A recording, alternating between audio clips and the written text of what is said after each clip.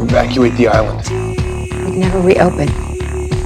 You made a genetic hybrid, raised it in captivity. She is seeing all of this for the first time. She does not even know what she is. She will kill everything that moves.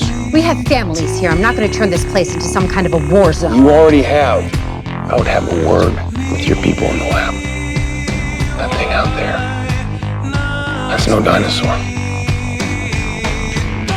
It didn't eat him. It's killing for sport.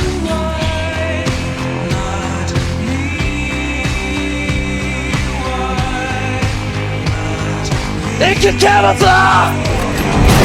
She marked up that wall as a distraction. She wanted us to think she escaped. We are talking about an animal. A highly intelligent animal. Think it'll scare the kids?